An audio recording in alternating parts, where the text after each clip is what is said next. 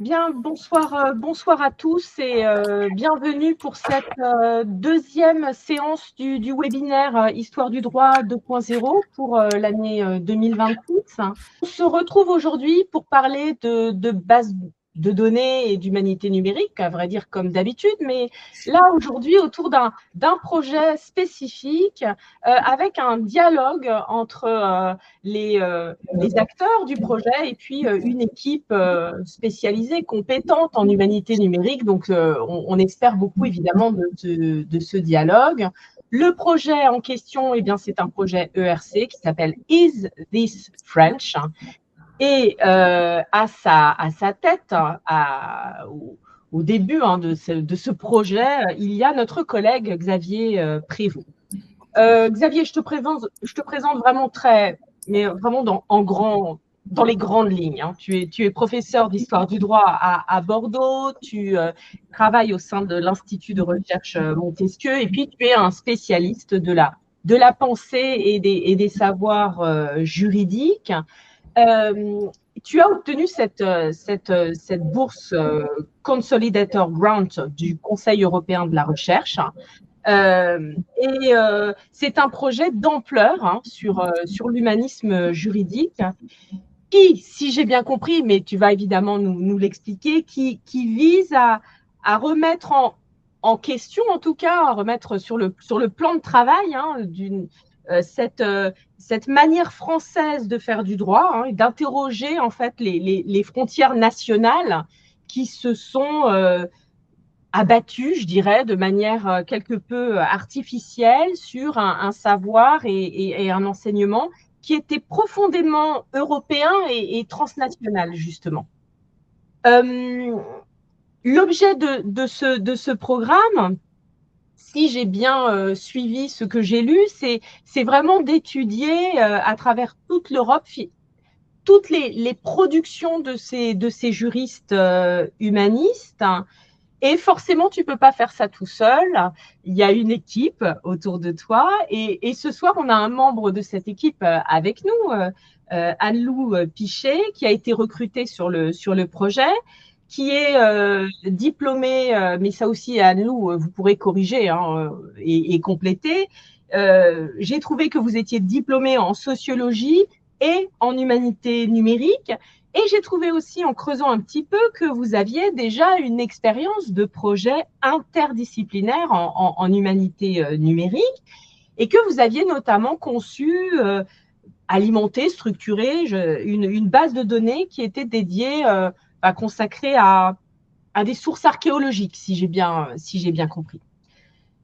Et là, entre autres, tous les deux, vous allez travailler sur un projet, alors financé, je ne peux pas m'empêcher d'essayer de dire le chiffre tellement je ne savais plus où j'étais, à hauteur d'1 868 438 €. Attention, les 8 € sont importants, qui a commencé en janvier et qui va courir donc jusqu'à décembre 2030. Et les descripteurs, j'étais simplement sur la fiche générale du projet, et les descripteurs que l'on trouve sur le site Cordis de la Commission européenne, base de données, histoire, droit.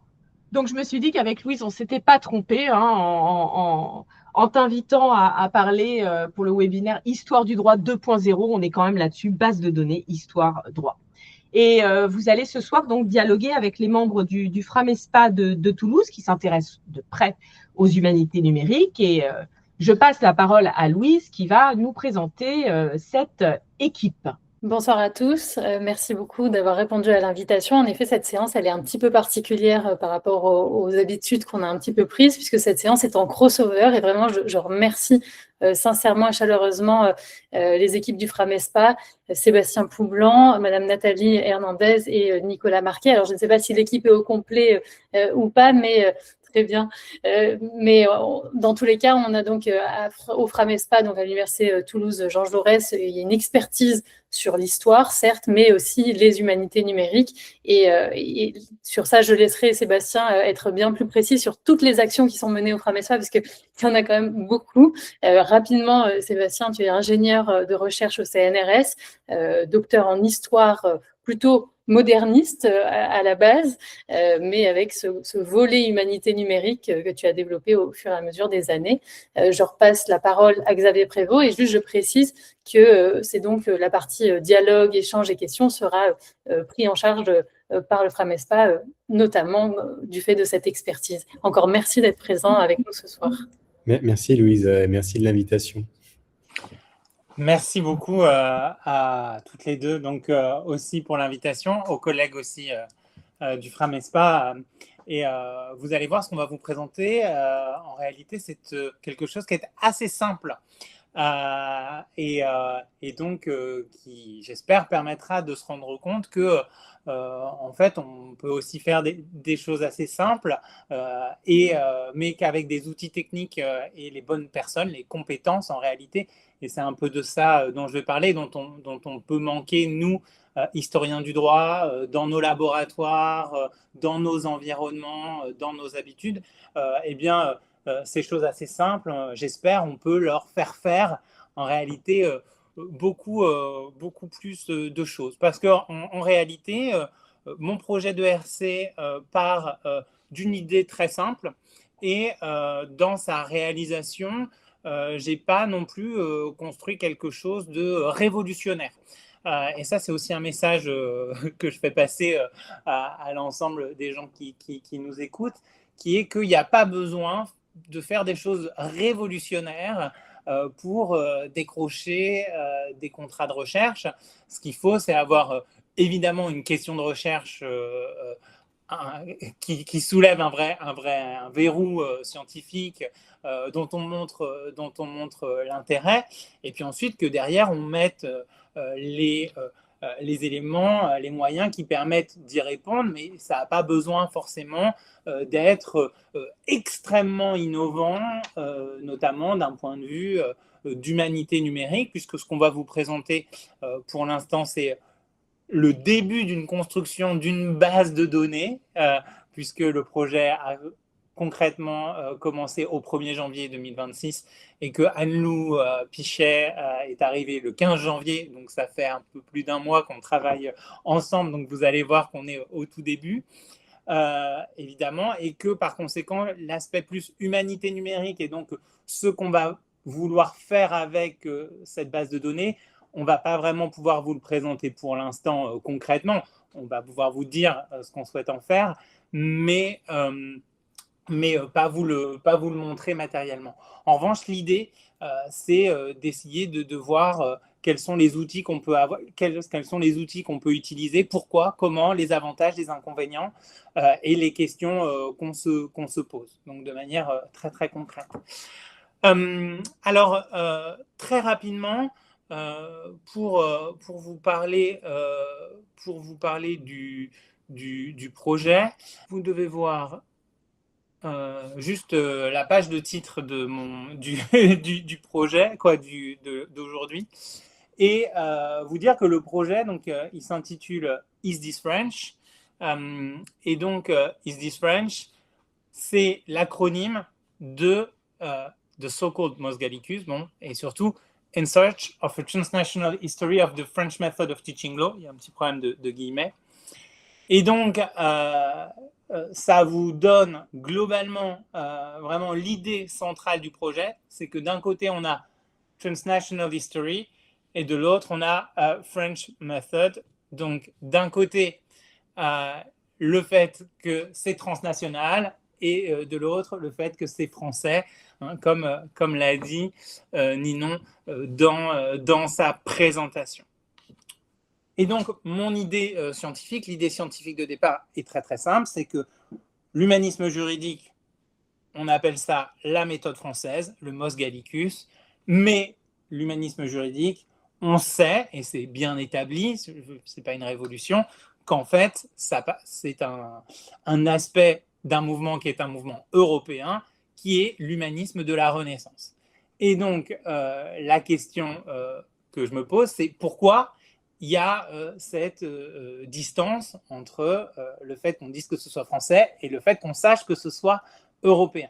Donc la réponse évidente et celle qu'on peut apporter immédiatement, c'est qu'on sait que l'humanisme juridique s'est particulièrement développé en France évidemment, avec des figures, des juristes très importants, des centres d'enseignement très importants, que des étudiants de l'Europe entière sont venus en France et que des juristes français se sont exportés en Europe. Et donc, que potentiellement, ça vient de là. C'est pas non plus révolutionnaire.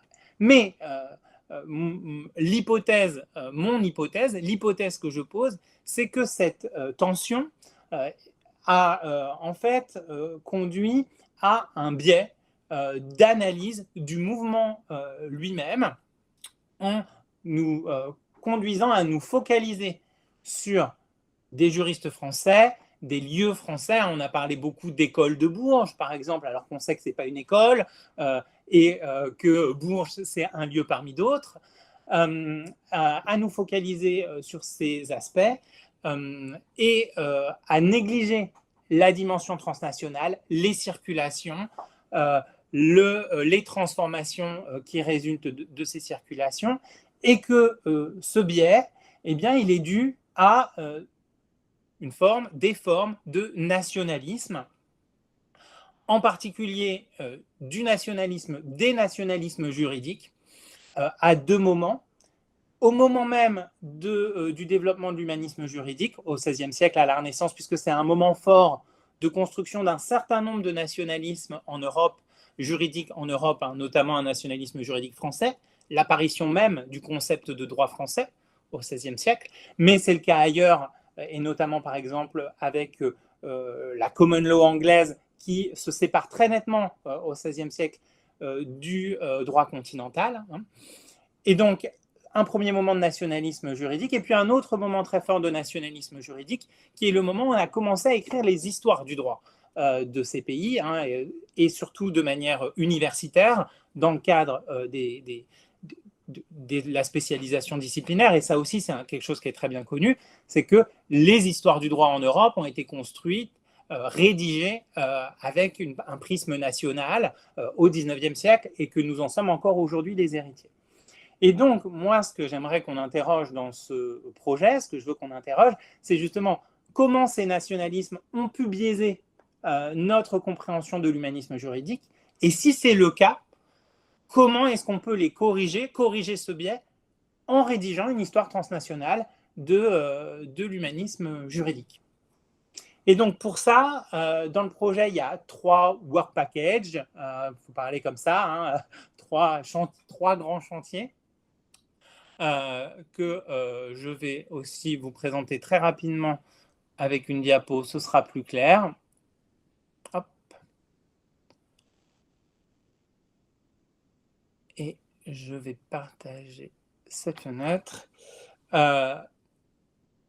Donc, 3 grands chantiers.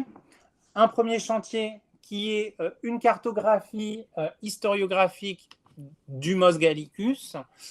Et donc, c'est de ça dont on va vous parler aujourd'hui, qui est la construction d'une base de données historiographique. Donc, la base de données qu'on prévoit de faire dans ce projet, c'est une base de données sur la bibliographie qui concerne l'humanisme juridique et plus spécialement l'emploi de Mos Gallicus. Bon, on va en reparler. Et cette base de données historiographique, elle va nous être utile dans les travaux qu'on va mettre en œuvre dans les 2 autres work packages, un centré sur les nationalismes juridiques et l'autre sur l'histoire transnationale. Donc un premier work package sur donc la base de données historiographique, un autre donc sur les nationalismes juridiques à la lumière du Mos Gallicus, alors avec deux cas d'études particuliers. Un sur le nationalisme juridique français, parce que, comme on appelle ça le Mos Gallicus, ça me paraissait indispensable d'étudier le cas français. Et puis un autre sur les nationalismes britanniques, pour avoir un contrepoint complet, puisqu'on dit justement que ce serait en Angleterre que l'humanisme juridique aurait eu le moins d'influence, et donc mesurer ce qu'il en est, avec ici 2 niveaux, le cas spécialement anglais de la common law anglaise Et puis, le cas écossais, du système mixte écossais, parce qu'on sait justement que les Écossais se sont beaucoup intéressés à l'humanisme juridique et qu'il y a eu des circulations fortes entre l'Écosse et la France en particulier, mais entre l'Écosse et le continent, en tout cas, concernant l'humanisme juridique. Donc là, hein, l'idée, c'est vraiment de s'interroger sur le rôle de l'humanisme juridique dans la construction de ces formes de nationalisme juridique à la Renaissance. Et puis, troisième et dernier work package, l'écriture d'histoire transnationale de l'humanisme juridique, avec encore une fois 2 niveaux. Un niveau qui concerne un niveau micro-historique, avec 3 thèses de doctorat qui se concentrent sur des nœuds du réseau de diffusion de l'humanisme juridique. Une thèse sur un juriste qui a diffusé l'humanisme juridique en Europe, une thèse sur un livre qui a diffusé l'humanisme juridique en Europe, et puis une thèse sur un lieu, une faculté de droit, qui est un lieu de diffusion de l'humanisme juridique, et toujours à travers la méthode d'histoire transnationale. Et puis un dernier aspect qui est l'écriture d'une monographie dont je me chargerai sur l'histoire transnationale, la macro-histoire transnationale de l'humanisme juridique. Alors, avant de laisser la parole à Anne-Lou, juste sur la place de la base de données dans le projet, quand j'ai écrit le RC, moi, mon projet, j'ai pas d'expérience de construction de base de données. J'ai fait des micro-bases de données pour moi, pour mes travaux précédents, en utilisant Excel. Voilà, j'ai rempli des trucs dans Excel et ça m'a vaguement permis de faire des graphiques, des petits graphiques pour présenter. Alors, j'ai fait par exemple ça pour ma thèse d'école des chartes, pour montrer l'évolution des impressions, etc. Bon. Mais c'était très, très artisanal. Évidemment, là, c'est un autre type de base de données beaucoup plus conséquent, avec des centaines, voire des milliers d'entrées. Et donc, il fallait quand même savoir un peu le présenter dans le projet. Et moi, dans mon labo, et c'est ce que je disais, on n'a pas d'ingénieur. Moi, je suis dans une toute petite UR. Il n'y a pas d'ingénieur qui s'occupe de ça. Les collègues, on a un peu des connaissances comme ça, mais... Donc, on a bien sûr d'autres ressources en local que moi j'ai interrogées, notamment les correspondants Humanum qui sont présents à la MSH de Bordeaux. Mais évidemment, dans mon descriptif de projet, ça reste très basique, un peu erroné. Voilà, j'ai dit, je vais utiliser les ressources d'Humanum, en gros, pour construire ma base de données. Et puis, je vais faire une base de données. Voilà. En revanche, ce que j'ai développé, c'est à quoi ça allait me servir, qu'est-ce qu'on allait tirer de cette base de données. Mais de la même manière, j'ai dit, on utilisera des outils de visualisation des humanités numériques. Bon.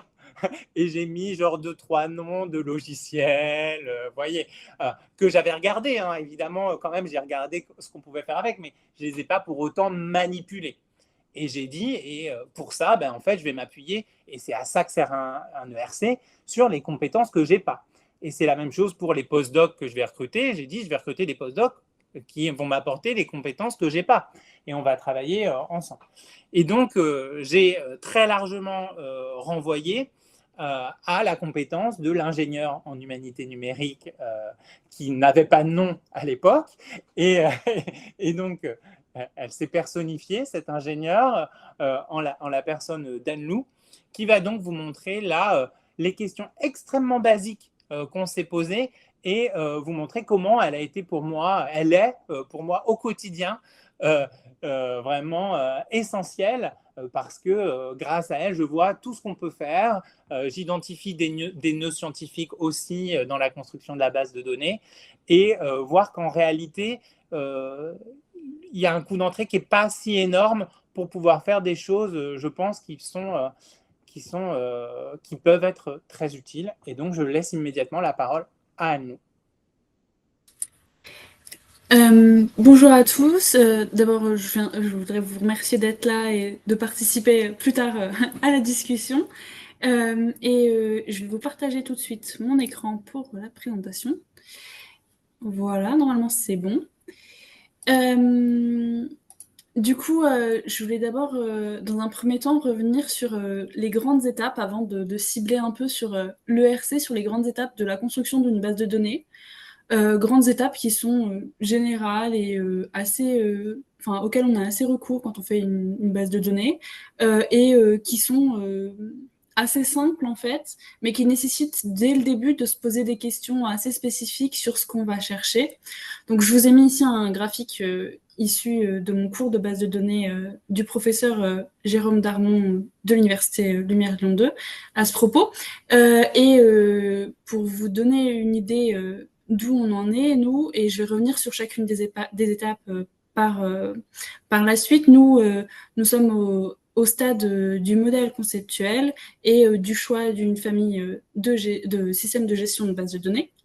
Mais précédemment, et du coup, c'est ce que je vais vous montrer tout de suite. Donc, la première chose qu'on a voulu faire et qu'il a fallu faire d'ailleurs, c'est d'établir un cahier des charges finalement assez précis de l'objectif global de la base de données, mais aussi de l'objectif de chaque donnée, comment est-ce qu'on voulait l'analyser, à quoi elle allait nous servir, quelle forme elle prenait, et finalement, quelle était son interaction avec toutes les autres données, de façon à avoir une compréhension assez fine de celle-ci. Et donc, c'est vraiment établir très précisément tout ce que nous allons chercher à savoir et pourquoi, pour savoir finalement quelle forme cela doit prendre et quelle forme cela doit prendre dans notre base de données, de façon à cette première étape, donc d'établir d'abord un document écrit assez explicatif de ce que sont chaque entité, puis une modélisation conceptuelle. Donc une modélisation conceptuelle, je vous en ai mis une image ici. Je ne sais pas si vous voyez ma flèche, mais en tout cas, c'est la grande image qui n'est pas très, très lisible, mais il y aura un focus par la suite dessus. Donc, c'est notre modélisation conceptuelle actuelle et ça permet de voir chacune des entités, quelles sont leurs relations avec les autres, quelles sont les multiplicités des relations ensemble. Donc, par exemple, est-ce qu'un document va avoir plusieurs auteurs ou est-ce qu'un document va avoir des relations avec plusieurs personnes? De quel type sont ces relations? Est-ce qu'on veut le savoir? Est-ce que c'est important ou non, finalement? Parce qu'on va traiter différemment et on va construire différemment notre base de données selon si c'est important ou non de savoir que la relation qu'a un document avec une personne nous importe, ou si tout ce qui nous importe, c'est savoir qu'il y a une relation finalement. On va le construire différemment. Et donc, toute cette première étape sur laquelle on revient en fait assez régulièrement, puisque c'est un système un processus qui est à la fois un peu linéaire, puisqu'il est nécessaire d'avoir une modélisation conceptuelle pour pouvoir aller plus loin et aller à la modélisation logique, puis à mettre en place la base de données en elle-même. Donc, comme on peut le voir ici, c'est par étapes, mais des étapes sur lesquelles on revient petit à petit et dans le sens où on va se reposer des questions, ça va permettre d'éclaircir, de modifier légèrement, jusqu'à ce que le modèle conceptuel soit, entre guillemets, fini, puisqu'on a bien établi toutes les données qu'on cherche à avoir, quelles sont leurs formes, et qu'on puisse passer par la suite au choix de notre système de gestion et qu'on puisse établir finalement notre base de données, la construire avec un modèle logique, qui est la traduction du modèle conceptuel selon la famille du système de gestion qu'on a choisi, puis le modèle physique qui est le modèle terminé, en fait, entre guillemets, selon un système très particulier qui peut permettre des aléas aux règles générales de base de données. Donc pour nous, actuellement, nous avons un premier modèle conceptuel de base de données qui n'est pas fini, notamment car celui que je vous montre ici, c'est celui qui est assez complet sur la partie bibliographique de notre base de données, puisque la base de données actuelle de l'ERC, la base de données qu'on va vouloir construire de l'ERC, elle tourne autour de documents de plusieurs types, mais c'est toujours autour de ce document qu'on va vouloir référencer dans quel pays ils ont été publiés, mais aussi qu'on va vouloir faire les analyses. Donc c'est vraiment l'entité centre, le document. Donc c'est par là qu'on a commencé finalement. Et c'est ce que vous pouvez voir ici. J'espère que c'est assez gros. Sinon, je vais pouvoir mettre un peu plus gros, voilà. Et pour vous montrer un peu le type de questionnements qu'on se pose, qui sont des questionnements pas très très compliqués, mais qu'il faut avoir dès le début, ça va par exemple être, comme nous nous intéressons beaucoup au nationalisme et au positionnement sur une carte d'un document, à la fois par l'appartenance de l'auteur à un pays, par son l'organisation dans laquelle il travaille, ou sa nationalité, mais aussi de façon plus générale là où il a été publié.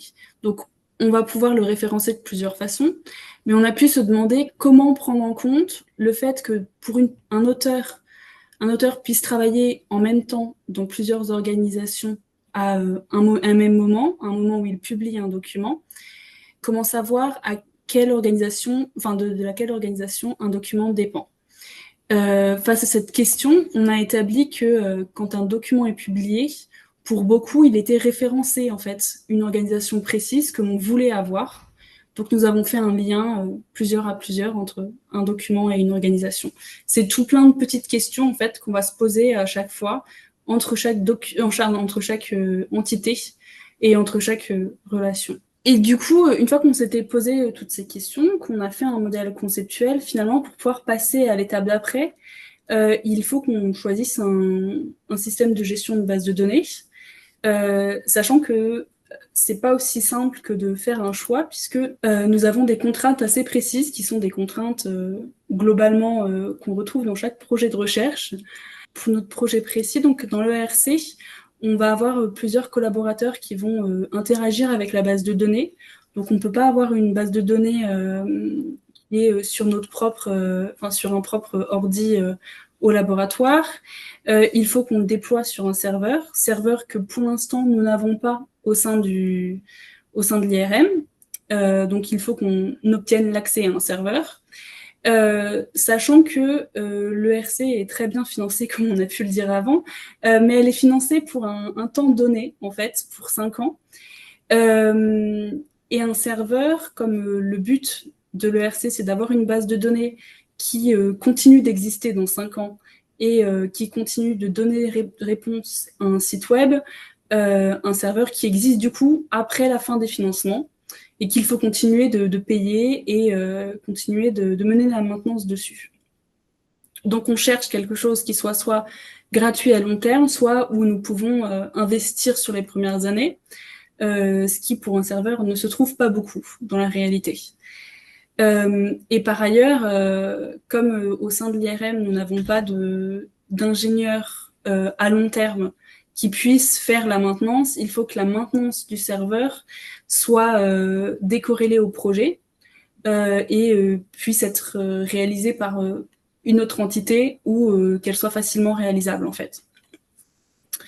De façon générale, et ça c'est moins une contrainte du projet qu'un principe de la recherche en général et un bon principe à avoir, on souhaite éviter les solutions propriétaires et on va chercher à privilégier le plus possible l'open source, à la fois parce que c'est un bon principe de façon générale en informatique, mais aussi pour éviter d'être dépendant d'un prestataire privé qui pourrait changer la façon dont il nous répercute les coûts, ou juste changer ce qu'on utilise et les modalités, les fonctions, et que ça mette en péril en fait la pérennité du projet au long terme. Donc c'est un peu d'ailleurs toujours nos grandes règles pour trouver notre système de gestion de base de données, système que nous n'avons pas encore trouvé totalement. Mais je vais revenir dessus.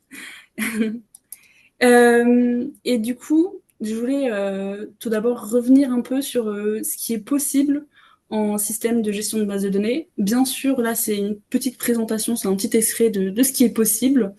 Mais selon ce que vous faites comme recherche et ce quelles sont vos contraintes à vous, ça peut être utile de savoir que ce sur quoi nous on s'arrête, c'est pas forcément ce qui vous permettra le mieux de fonctionner. Donc, dans un premier temps, de façon générale, en base de données, on a recours beaucoup à des solutions comme MySQL ou PostgreSQL, qui sont des solutions open source, qui sont basées sur le langage SQL. Il faut savoir que pour y avoir recours, il est nécessaire de connaître et de pouvoir interagir avec le langage SQL, qui est le langage de query de base de données. Mais c'est le langage, c'est les solutions techniques les plus utilisées. Si vous avez dans votre laboratoire un ingénieur de recherche, ça peut être une bonne solution avec un serveur. Dans notre cas, on aurait pu l'utiliser si on avait un accès à un serveur, ce qui n'a pas été notre cas. Donc, on a cherché à avoir accès dans un premier temps à un serveur gratuit au sein d'abord de l'Université de Bordeaux, puis plus largement. Donc, on a trouvé l'offre d'Humanum qui permet d'héberger sur leur serveur des bases de données. C'est gratuit et les serveurs sont pérennes. En revanche, il faut savoir que les projets qui font ce choix doivent réaliser la maintenance, notamment la maintenance de sécurité des serveurs. Ce pourquoi nous, finalement, comme on ne pouvait pas s'engager sur le long terme à pouvoir la réaliser, on n'a pas pu avoir recours à ce service. Mais si vous pouvez vous engager sur cette maintenance, c'est une très bonne solution puisqu'elle est gratuite. Et puis c'est Humanum, donc c'est très bien. Voilà. Dans un dernier temps, dans les solutions que nous n'avons pas retenues, il y a des solutions no-code. Donc, si vous ne savez pas coder ou des solutions un peu comme des tableurs qui peuvent être plutôt pratiques. Alors, la première que je vous ai mise, elle est propriétaire, mais j'en ai entendu plutôt du bien.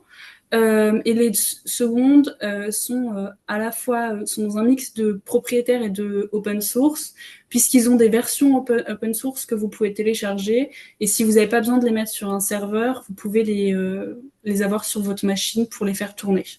Donc ça peut être une des solutions. Voilà. Donc je vous ai mis leur logo en dessous si jamais vous avez envie de regarder. Donc nous, on n'a pas encore fait notre choix, mais on en a retenu 2 pour l'instant. Donc vous voyez à l'écran, tout d'abord on a retenu Eurist, sur lequel je reviendrai plus en détail après, mais dont je peux déjà vous dire quelques mots. Donc c'est une solution open source entre guillemets tout en un, dans le sens où sur le site, parce que c'est en ligne hébergé par Humanum, ça a été développé par le professeur Ian Johnson. Sur leur site, et une fois que vous en avez un accès, vous pouvez faire la base de données et vous pouvez aussi publier sur un site web à partir de cette base de données sur Eurist. Et vous pouvez faire certaines analyses. Donc, vous pouvez faire pas mal de choses, en fait. C'est développé de façon à ce que des chercheurs sans compétences poussées en code ou en technologie puissent développer une base de données assez simple. Ça a des bons côtés et des côtés plus... quelques côtés négatifs. Voilà.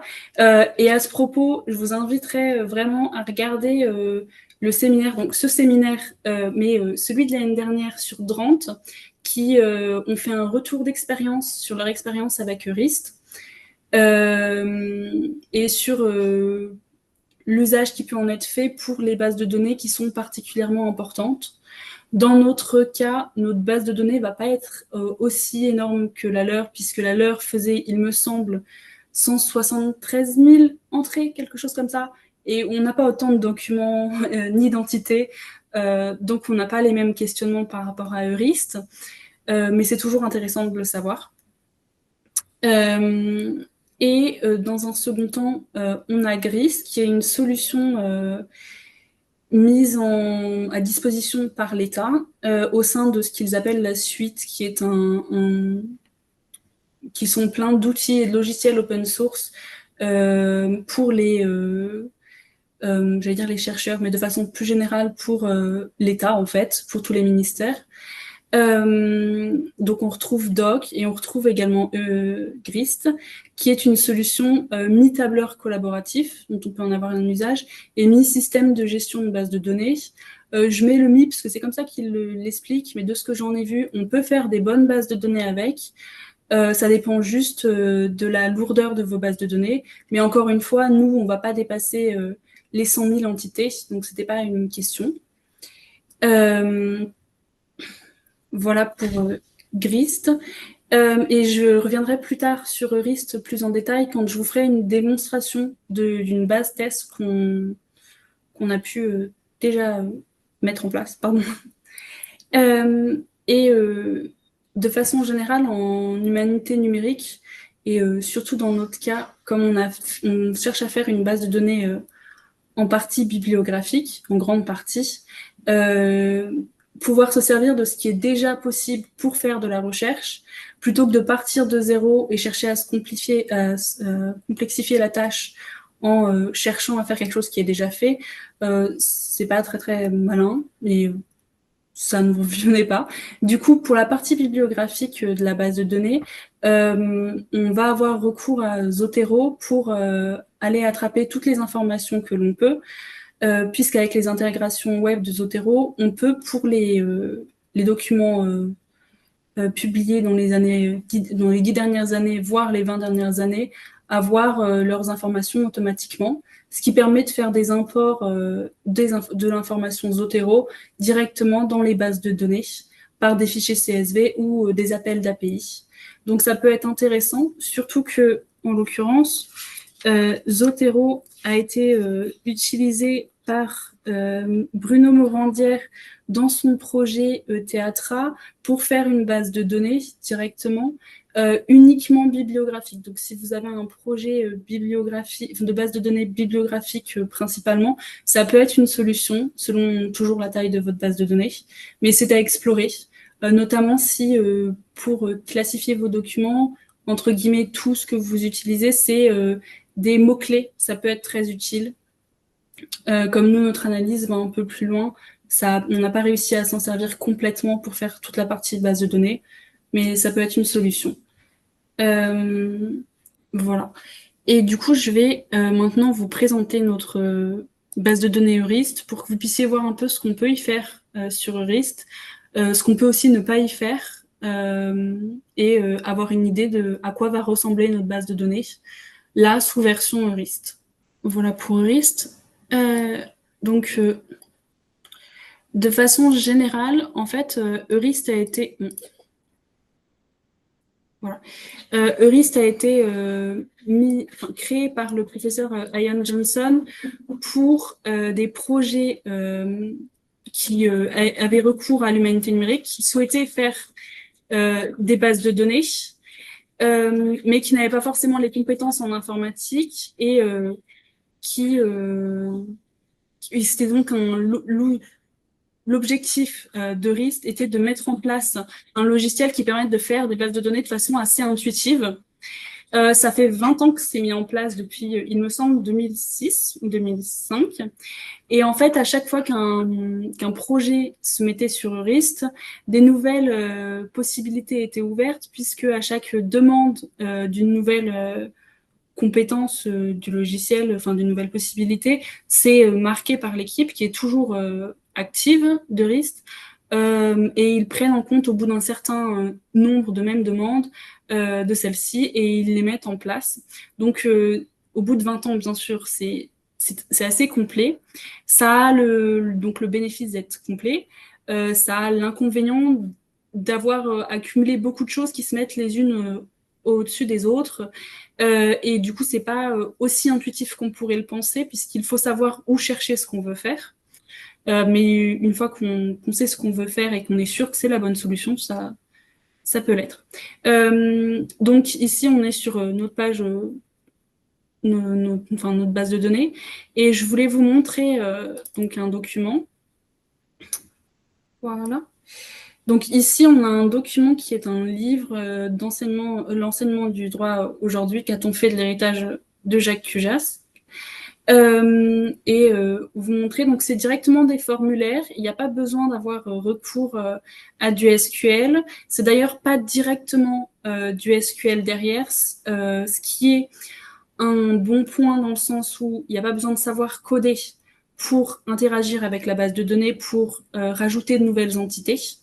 En revanche, ça veut dire qu'on est assez captif de Eurist, puisque pour en sortir complètement et réintégrer la base de données qu'on a construite et toutes les données qu'on a mises dedans, c'est pas, enfin, on est assez captif du logiciel, puisque même si c'est open source et que donc on peut l'avoir sur sa propre machine, on n'obtient pas une base de données SQL qu'on pourrait réintégrer dans un autre logiciel immédiatement.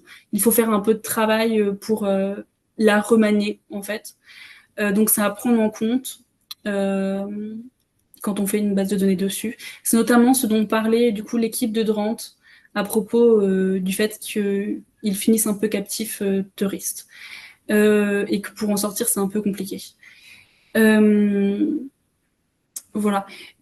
Du coup, on a pas mal de possibilités sur Eurist, notamment pour modifier directement la structure de la base de données. Pour le faire de façon assez instinctive. Du coup, ce que je disais, c'est qu'on pouvait directement modifier la structure de la base de données depuis un enregistrement tout entière sans que cela la mette en défaut si jamais il y a des erreurs qui sont créées par ce changement. Par exemple, si je veux rendre obligatoire l'entrée d'une donnée, sur cet enregistrement, mais que les autres enregistrements n'ont pas eu cette donnée entrée, ça ne va pas la mettre en défaut et nous obliger à les rentrer. Ce qui est plutôt positif dans le sens où nous voulons dans nos formulaires d'entrée obliger à rentrer les analyses, mais nous ne pouvons pas les faire immédiatement. Du coup, Eurist le permet. Et Eurist permet aussi de faire des écarts avec les formes normales de base de données, notamment en ce qui concerne les façons de faire des relations. Donc, c'est toujours un bon point à prendre, avec toujours l'astérix que tous les écarts avec les formes normales que l'on peut faire dans Eurist reviennent vers nous quand on veut faire un export de la base de données et la réutiliser dans un autre format, si jamais on en a besoin. En sachant que la version actuelle d'Eurist est toujours mise à jour par l'équipe d'Eurist, mais que pour le futur, Humanum va continuer de l'héberger, mais ne s'engage pas à continuer de la mettre à jour si jamais l'équipe d'Eurist ne peut plus le faire. Donc c'est hébergé par Humanum, mais c'est pas un outil directement d'Humanum. Donc les mises à jour futures ne vont pas forcément être garanties. Voilà à ce propos. En ce qui concerne du coup la démo d'Eurist, si jamais vous avez des questions plus précises, que je ne sais pas trop si vous voulez que je vous montre un auteur ou la façon de rentrer les auteurs ou ce genre de choses. Voilà. Tu peux me permettre du coup peut-être juste à nous d'intervenir pour expliquer ce qu'on va vraiment chercher à rentrer dans la base de données, et comme ça peut-être à nous pourra vous faire une démonstration, sachant qu'on n'est pas encore trop dans la partie analyse. Il y a 2 niveaux, qui est donc le niveau très bibliographique. Donc ça, vous avez compris que donc comme c'est l'analyse de l'historiographie essentiellement du 19e et du 20e siècle, hein, c'est des données qu'on va pouvoir massivement importer depuis des bases qui existent, hein, les données bibliographiques qu'on va pouvoir importer, mais pour nous, on va avoir un regard très très particulier sur des éléments qui sont des éléments géographiques et des éléments temporels. Et donc, Eurist, pour nous, est aussi potentiellement intéressant parce que c'est assez bien fait pour insérer les données dans de la cartographie et aussi dans le temps. Parce qu'il y a un double enjeu qui est tous les éléments qui permettent de caractériser géographiquement un document pour nous sont intéressants. Donc, la nationalité de l'auteur, comme on l'a dit, la nationalité de l'organisation à laquelle il appartient. Donc, c'est des données bibliographiques, mais qui sont riches en informations quand même pour comprendre le contenu même du document, évidemment, et puis aussi leur évolution dans le temps, avec un enjeu pour nous qui est que les frontières géographiques, évidemment, évoluent au cours du temps, et donc il faut aussi qu'on puisse prendre en compte cette évolution de la donnée géographique dans le temps. Et ça, dans Eurist, c'est déjà assez bien fait. On peut facilement mettre des fonds de cartes. Il y en a déjà beaucoup. On peut récupérer les données d'autres projets. Donc, il y a déjà quand même un certain nombre d'éléments dans les données bibliographiques pures qui nous intéressent, ce que Anne-Lou vous disait au départ. Et ensuite, il va y avoir l'analyse du document lui-même. Et dans l'analyse de chacun des articles, livres, chapitres d'ouvrages, ce qu'on va chercher à interroger, c'est la dimension nationaliste ou non de ce qui est écrit. Donc évidemment, en particulier, alors la première grande question, c'est est-ce qu'il y a l'expression mos gallicus qui est utilisée pour désigner l'humanisme juridique, évidemment, et ensuite d'en déterminer les usages, et en particulier les questions alors la base de données, elle va être remplie par un postdoctorant, l'annonce de recrutement va paraître bientôt, qui va s'occuper plus particulièrement de l'historiographie en allemand, qui est extrêmement abondante, et en anglais, et en fonction des compétences qu'il aura, peut-être en néerlandais. Et puis, moi, je vais m'occuper de l'historiographie en français, en italien et en espagnol.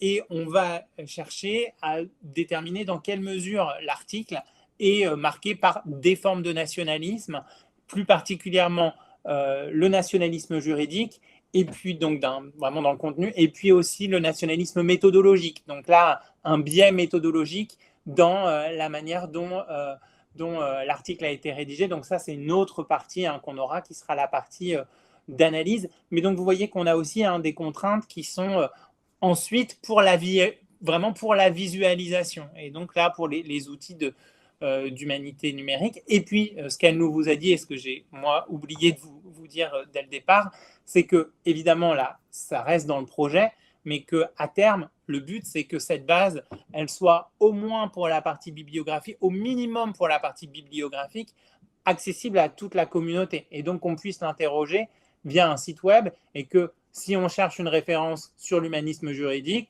eh bien, on aille sur le site web et puis on aura toute la bibliographie. Et donc ça, c'est aussi un élément qui est à prendre en compte, puisque c'est l'ouverture de la base de données ensuite via une interface web.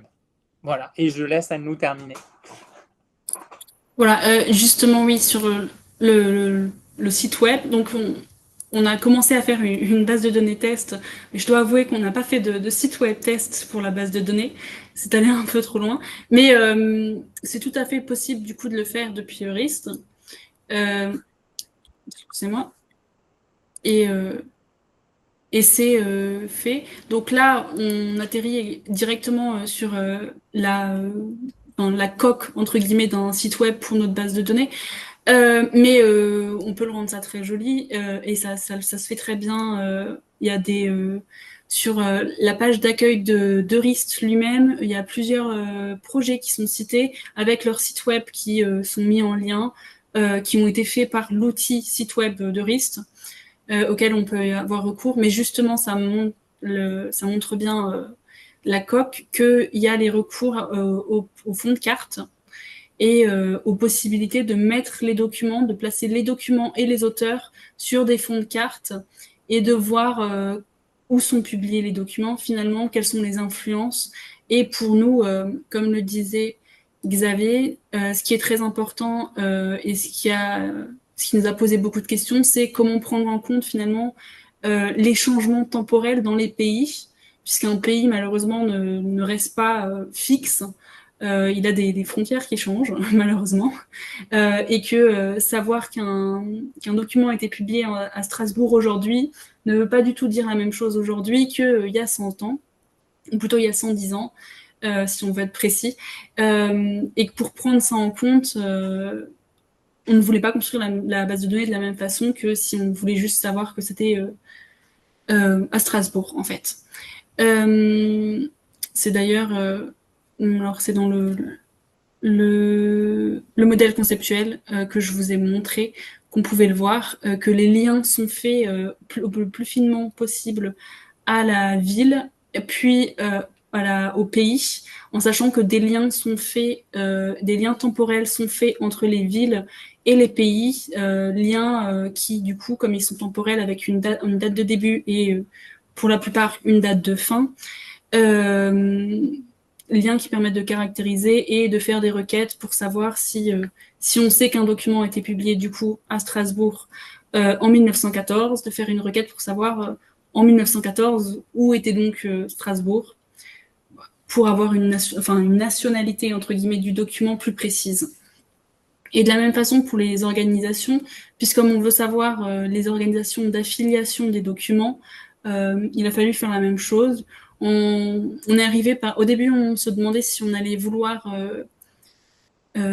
cartographier très précisément les frontières elles-mêmes, mais en fait, c'est pas ce qui nous intéresse. Ce qui nous intéresse, c'est vraiment les liens entre les villes et les organisations avec les pays, ce qui a modifié la construction de notre base de données finalement et de notre modélisation, et qui est le genre de questions qu'on s'est posé, puisque vouloir cartographier tous les pays qu'on a à tous les moments donne une base de données complètement différente que si ce qui nous intéresse vraiment, c'est les relations entre villes et pays.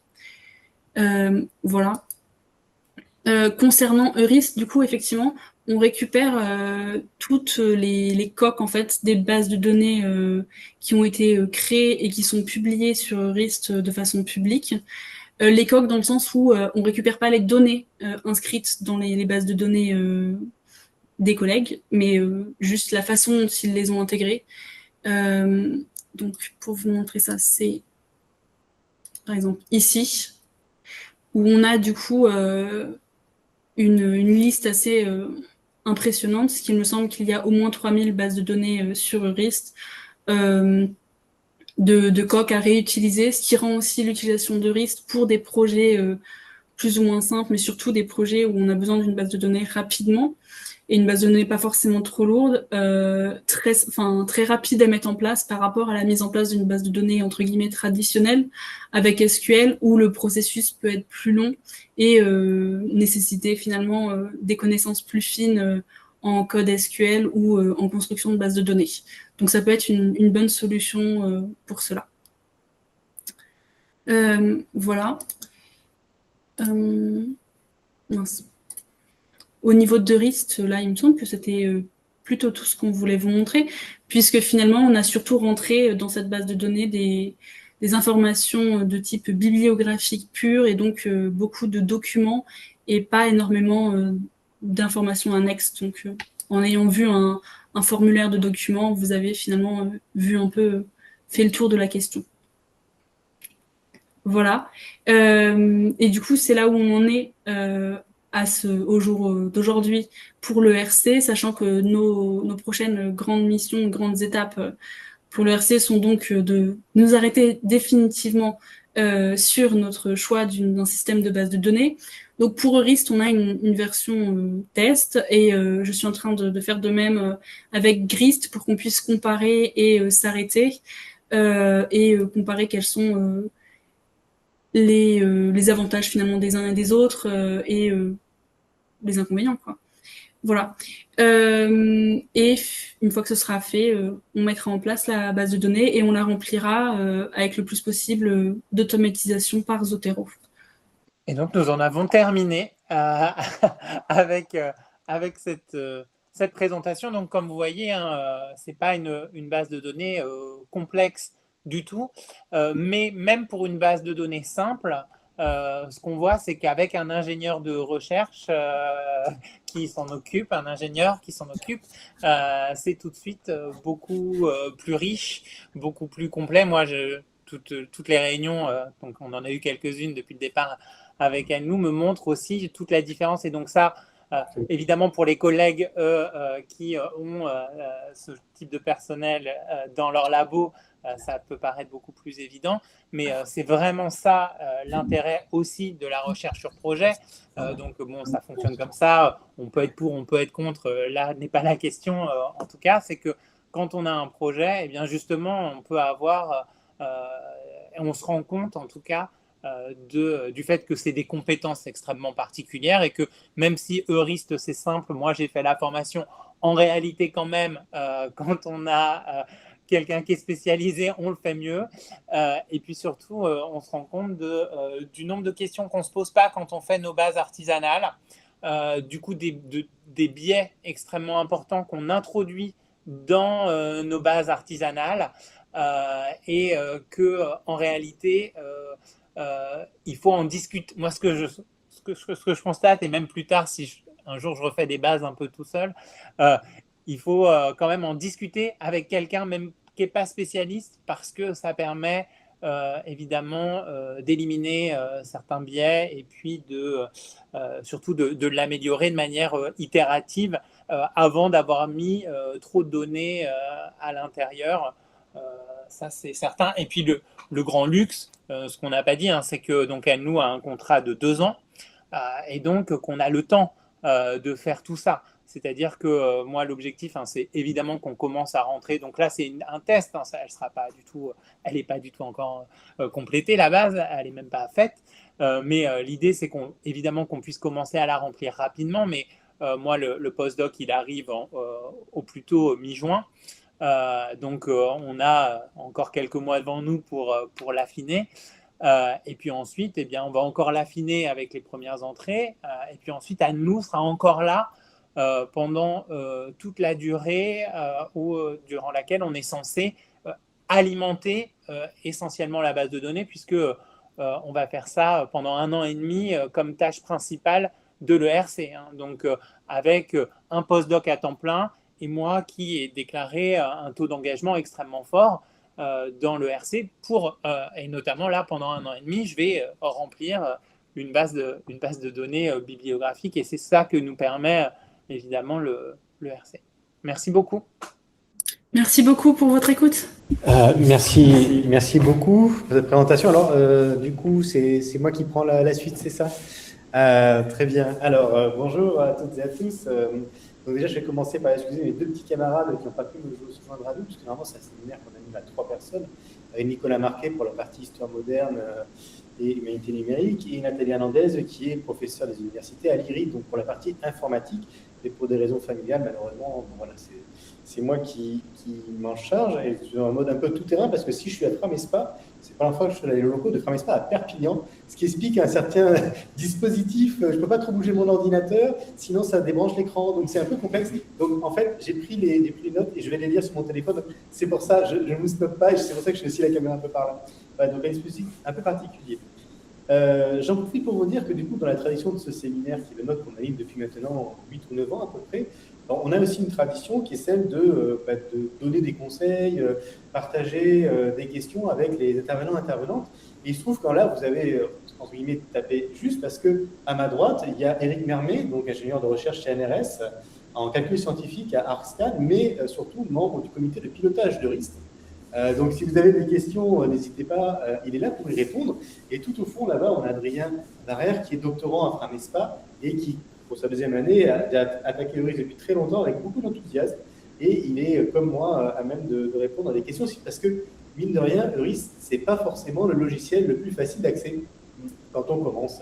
Il y a des problèmes d'ergonomie qui sont assez connus. Alors, j'ai un certain nombre de questions à vous poser. Je vais peut-être commencer par la première.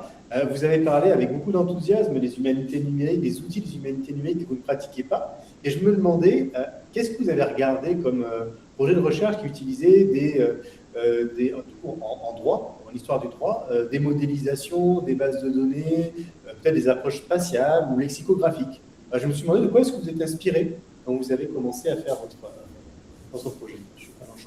Merci beaucoup. Alors, il y a différents niveaux, c'est-à-dire que, et c'est pour ça que c'est bien qu'il y ait ce séminaire créé par les collègues, parce que, en fait, globalement, je pense que quand même, on peut faire le constat qu'on est assez en retard par rapport à nos collègues historiens, bon, aussi parce qu'on est moins nombreux, et puis aussi par rapport à nos collègues étrangers, notamment, mais parce qu'eux aussi ont été aussi beaucoup plus acculturés à de la recherche sur projet avec des gros moyens qui leur permettent de faire ce genre de choses qui était beaucoup moins le cas chez nous, puis à la recherche collective aussi.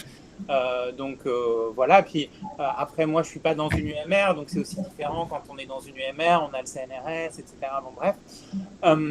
Et donc, en réalité, bon, voilà, moi, j'ai des collègues qui s'en occupent un peu, qui font un peu des outils de visualisation. Là, le mois dernier, Nader Hakim, qui est présent là, a présenté ce qu'il faisait avec Gephi, notamment. Donc moi, il est dans mon labo, donc grâce à lui, j'ai été un peu sensibilisé à ça. Il a aussi pas mal eu de doctorants qui s'en sont occupés dans notre labo et donc ont essayé de développer des choses. Donc à cette occasion, j'ai eu quelques présentations d'outils de visualisation. Et puis après, je suis allé explorer justement ce qu'il y avait dans Eurist. Donc j'avais un peu vu Eurist par les sites qui existent et qu'on peut interroger via Humanum en tapant droit pour voir un peu ce qu'ils font. Bon, il n'y en a pas beaucoup, hein, mais quand même. Et puis assez rapidement, et puis un petit peu aussi ce qui se fait du côté pour nous du Max Planck Institut für Rechtsgeschichte, qui est donc le grand laboratoire allemand d'histoire du droit, où ils ont développé, ils ont cette culture depuis eux plus longtemps, en particulier. Donc voilà. Et ça, c'est une question qui m'a été aussi évidemment posée à l'oral de l'ERC. J'ai pas une hyper grande ambition par exemple, de recourir à l'IA. Il n'y a pas du tout ça dans mon projet, de numériser massivement des textes pour les interroger. Et donc, l'emploi des humanités numériques, en réalité, reste dans ce que j'ai écrit dans le projet assez limité, puisque c'est simplement de la visualisation des données rentrées dans la base de données. Mais qui, pour moi, de là d'où je viens, est déjà un saut qualitatif, un saut très important.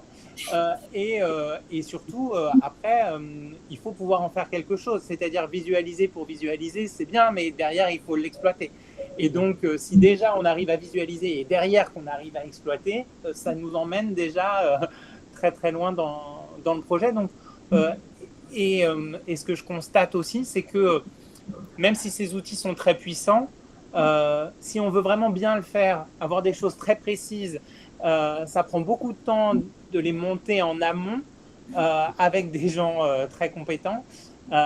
Et donc, c'est pour ça que je pense que, en tout cas de mon point de vue, c'est bien de rester assez modeste derrière ce qu'on veut vraiment développer pour pouvoir le faire le plus en profondeur. Mais encore une fois, je dis, peut-être que je me trompe et les collègues ici présents peuvent me démentir, mais je pense qu'on a une culture très faible sur ces outils, sur toutes les potentialités qu'on peut en tirer. Et donc, on part de trucs un peu basiques, comme vous l'avez vu ici, alors que, effectivement, c'est une ERC et il y a presque 2 millions d'euros derrière. Oui, bah alors du coup, c'est un peu ma deuxième question. De toute façon, en humanité numérique, le bricolage, ça reste le point de départ de n'importe lequel des projets. Et je ne sais pas si vous connaissez le projet d'Emmanuel Moulon-Druol, donc lui qui était lauréat ERC il y a quelques années en histoire économique, il était à l'université d'Édimbourg. Et son bricolage à lui, c'était d'envoyer, donc travailler sur les archives de la Commission européenne. Donc il avait des stands de recherche qu'il envoyait dans tous les coins, dans tous les dépôts d'archives. Et ces personnes lui envoyaient des photos. Il était le boulet d'étranglement de le réceptionnaire de toutes ces photos, donc des gigas de photos qu'il traitait à la main sur un projet ERC à 2 millions d'euros. Puis progressivement, il a acquis de nouvelles compétences, il a expérimenté de nouveaux systèmes. De mémoire, c'était Tropic, un logiciel de gestion de la documentation photographique d'archives, qu'il a progressivement intégré à sa pratique, qui lui a servi de base de données, en fait, tout simplement. Donc, c'est pas... Non, ça ne me surprend pas. Au contraire, je marquais bravo pour l'éloge de la lenteur, parce qu'en fait, vous avez le temps et parce que c'est vraiment super important de commencer à réfléchir à un modèle conceptuel avant de se lancer tout feu ardent sur un système de gestion de base de données qui peut avoir un certain nombre de problèmes. Et c'était ma deuxième question. Du coup, là, on a parlé de l'inspiration qui était de la vôtre, à une discussion des collègues. Et est-ce que vous avez lu des articles, peut-être d'autres disciplines en histoire, assez proches finalement, qui utilisent déjà des bases de données relationnelles, qui font des requêtes dessus, et qui peut-être après ont aussi libéré les données dans des entrepôts de type Nakala ou Progedo selon le type de données. Oui, je suis allé voir. En fait, j'ai lu, j'avais déjà lu un peu, et ensuite je suis allé voir justement comment, quand on y avait accès. Bon, mais ça m'a fait aussi un peu peur. Donc j'ai vu des choses assez simples, notamment des sites construits à partir de RISC où on avait accès à des données assez basiques, notamment d'accès aux sources, qui pour nous historiens évidemment sont très utiles, mais donc ça, il n'y avait pas de problème. Mais après, l'accès aux données brutes elles-mêmes, aux métadonnées, etc. J'ai vu que c'était possible et que c'était intéressant, mais moi après, je ne savais pas forcément trop quoi en faire. Après, aussi, ce qui est très bien, évidemment, c'est que là, on est en train de finaliser le plan de gestion des données. Et que c'est une grande question aujourd'hui en SHS, évidemment, mais à laquelle on est très peu acculturé, et spécialement, je pense, chez les juristes. Donc là, j'apprends plein de choses et je vois à quel point c'est utile. Et encore moi, par les diverses fonctions que j'ai pu avoir, je savais déjà ce que c'était, je voyais globalement. Mais tout ça, ça reste en fait assez abstrait. Et je pense que tant qu'on n'a pas un vrai projet comme ça qui se développe dans son labo à côté de soi, on s'en rend pas vraiment compte. En réalité, j'ai lu des choses pour écrire vraiment une demi-page dans le projet ERC, hein, assez peu. Quand Anne-Lou est arrivée, je lui ai dit, bon, je te le donne, tu vas le lire, mais j'ai raconté, il y a des choses, évidemment, ça va te paraître vraiment n'importe quoi. Donc, n'en tiens pas trop compte, je t'explique ce que je veux faire et n'en tiens pas trop compte. Bon, c'était pas non plus complètement débile, hein, mais on voyait très bien que j'étais néophyte et voilà. Mais c'est aussi ça qui nous fait progresser. Et puis après, le problème aussi, c'est que moi, ce que je trouve, c'est que c'est pas trop à moi d'apprendre toutes ces compétences. C'est-à-dire que moi, c'est pas mes compétences. Et donc, c'est pour ça que je me repose sur les compétences d'Anne-Lou. Et donc, je lis pour comprendre. Et quand on a la discussion, Anne-Lou m'explique et je comprends. Mais je ne veux pas non plus trop savoir le faire moi-même. Parce que moi, je dois faire autre chose. Et c'est un peu la difficulté, et c'est ça qui est bien et pas bien avec Eurist aussi, par exemple. La grande question, c'est parce que donc on a eu Ian Johnson en formation. C'est hyper intéressant et c'est vrai parce qu'on peut faire la base de données tout de suite. Mais du coup, c'est vrai que de ce fait, mais c'est bien quand on est pressé, qu'on n'a pas trop le temps. Mais le problème aussi, c'est que ça fait qu'on devient en réalité son propre ingénieur. Et que en fait, moi, mes compétences, c'est pas des compétences d'ingénieur. Bref, je ne sais pas si je suis clair.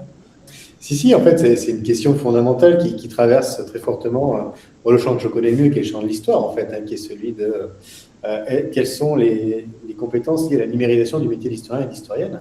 Est-ce que finalement, c'est des compétences qui sont dévolues aux ingénieurs, au corps des ingénieurs? Est-ce que ce sont des compétences en fait que l'on doit apprendre à maîtriser parce que sous peine de biais dans la manipulation des sources ou d'absence d'indépendance une fois qu'on n'a plus d'ingénieurs sous le coude et qu'on a une base de données qui est statique?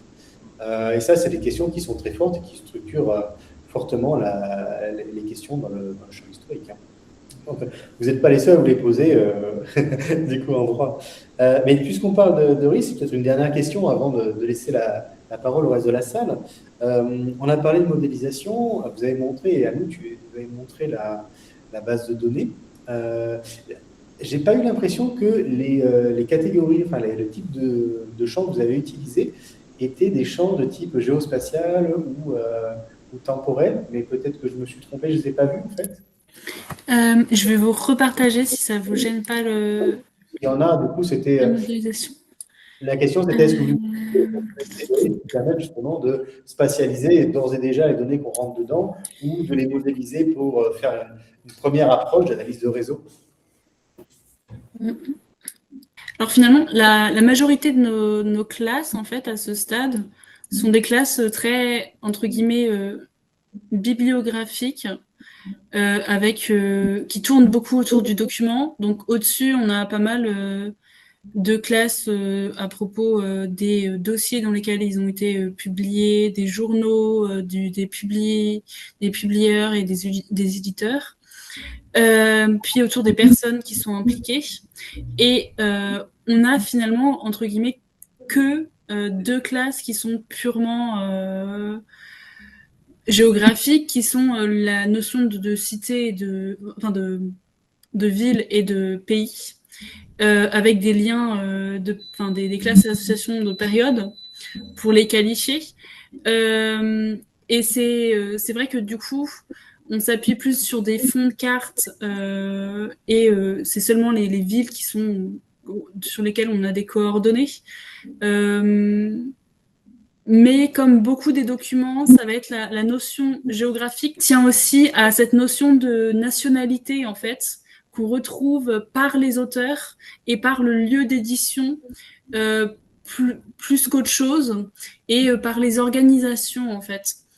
Du coup, la seule notion de ville et de pays suffit pour la majorité des choses, puisque pour une nationalité, on va l'avoir par le pays, de la même façon pour avoir la localisation d'une organisation comme une université ou un barreau ou une cour, on l'a juste par la ville. Et finalement, du coup, c'est vrai qu'on n'a pas beaucoup de classes dédiées, ça reste très centré autour de cette notion de ville et de pays qui permettent pour nous de prendre en compte la nationalité, en fait. Oui, c'est déjà pas mal, tu as raison. Et du coup, une approche où vous faites une requête, quand vous avez commencé à bien remplir la base, vous avez une carte dans laquelle vous avez dessiné un polygone, et du coup, cette approche spatiale-là vous donne un résultat. Ça, c'est pas quelque chose que vous allez rechercher d'ores et déjà. Non, pas plus que... excusez-moi, j'ai pas compris une approche polygone. Oui, en fait, sur Euris, il y a des catégories géospatiales, donc des types de catégories. Et donc, la requête qu'on va faire quand on interroge le flux de données, c'est dessiner un polygone sur une carte. Et donc, le résultat, ça fait apparaître toutes les données qui sont géolocalisées dans cet empan. C'est vrai que là, pour l'instant, on est plutôt parti sur le fait que les villes seraient géolocalisées sur les cartes de RIST, mais moins les documents directement à des endroits précis autres que les villes.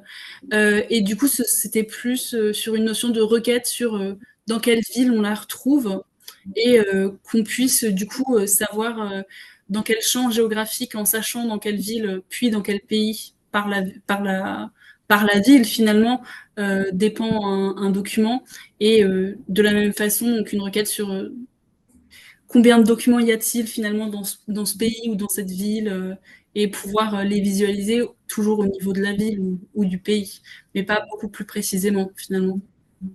Et si je me permets d'intervenir, de la même manière pour les auteurs, de la même manière pour l'éditeur, de la même manière pour etc. etc. Donc, la donnée géographique pour un document, elle est multiple. En fait, il y a de multiples données géographiques. Donc, ça, bien sûr. Et après, c'est vrai que ce qui était assez intéressant dans ce qu'on a vu de RIST, c'est la possibilité de géolocaliser très simplement les données. Et donc, ça, c'est vrai que c'est un atout de la base de données. De la solution Eurist aussi, vraiment, c'était assez convaincant dans la démonstration qu'on a eue en tout cas, puisque pour nous, c'est vraiment des données géospatiales et temporelles qui comptent énormément. Ok, merci. Peut-être laisser la parole aux différentes salles virtuelles et physiques. Peut-être je peux me permettre là pour intervenir puisqu'on parle de RIST et ajouter un apport peut-être à vos inquiétudes un petit peu. Je m'exprime en tant que, Sébastien l'a dit, je fais partie du COPI Eurist. Et je fais aussi partie, je coordonne un consortium qui est le consortium Humanum Projet Time Machine, qui dans sa première version avait apporté Eurist en France entre 2019 et 2022. Yann Johnson était une connaissance et donc voilà comment Eurist est arrivé. Et cette communauté a grandi à partir de ce projet Time Machine. Donc maintenant, c'est un projet qui a pris un peu son envol auprès d'Humanum. Et c'est pour ça qu'on a besoin d'encadrer un peu le projet. Et donc, Humanum, effectivement, maintient sur un serveur qui est l'instance que vous avez, eurist-humanum.fr, mais à jour et entretient, parce qu'en fait, on s'est rendu compte que la communauté avait explosé. Et donc, nécessairement, cette brique, il va falloir l'entretenir. Et oui, donc, on a une garantie de pérennité. Alors, elle ne fait pas partie de la grille pour l'instant, mais ça veut dire qu'il y a du budget et il y a du personnel qui est recruté, ou alors il y a des personnels CNRS comme moi qui s'investissent régulièrement pour pouvoir porter des briques logicielles, pour entretenir le code, en tout cas pour mener des ateliers sur les besoins des utilisateurs. Donc ça, c'est quelque chose qui fait. Donc si ça peut vous rassurer, ça peut déjà être un point. Néanmoins, j'attire aussi votre attention sur le fait que Yann Johnson a dû vous le dire pendant les ateliers.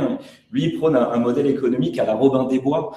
Voilà, comme vous avez un peu, j'ai compris que vous aviez un peu d'argent.